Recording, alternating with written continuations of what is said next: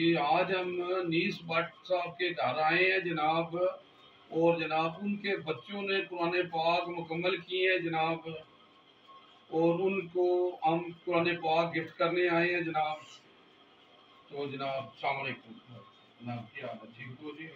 ठीक हो? वो खैरियत है? बस सब खैरियत है? ठीक हो? लो जी, माशाल्लाह। लो बेटा, जो जी बेटा आपने कुरान पाक मुकम्मल किया? माशाल्लाह जी, माशाल्लाह। इनके बच्चे सब ने ही कुरान पाक मुकम्मल किया है जी। बारह तो हम इस वक्त तो एक ही कुरान पाक लेके आए, इंशाल्लाह फिर आएंगे, फिर सबको देंगे हम कुरान पाक। और हमारा जो है ना जी, इस वीडियो से हम सबको बताना चाहते हैं कि किसी को भी कुरान पाक चाहिए ना, तो हमें कॉल करके वो कुरान पाक ले सकते हैं। हम फीसबिल्लाह फ्री कुरान पाक देते हैं और उनके घर पहुँचाते हैं। हाँ जी। तो कुरान पाक एक ऐसी किताब है जी कि अल्लाह कुरान पाक में फरमा रहे हैं इंसान को वही मिलेगा जो उसने कोशिश की। तो हमारी भी एक कोशिश है जी कि हम कुरान पाक लोगों को दे रहे हैं।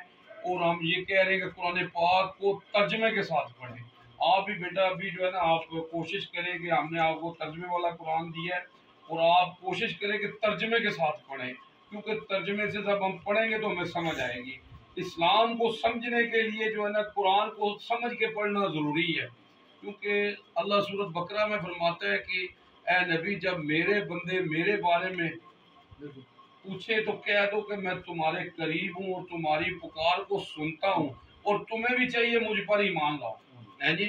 तो जनाब कुरान पाक एक ऐसी किताब है, अगर हम इसको पढ़ेंगे ना तो ये क़यामत के दिन आप सल्लल्लाहु अलैहि वसल्लम फरमाते हैं कि ये हमारी सिफारिश करेगा। और कुरान पाक एक ऐसी किताब है कि जिसको हम नहीं बदल सकते, पर हमारी ये जिंदगियां बदल सकता है।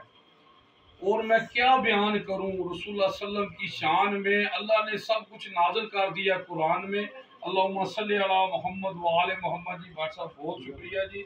ओके जी बेटा जी, जज़ाकल्लाह फ़ी अमानुल्लाह जी।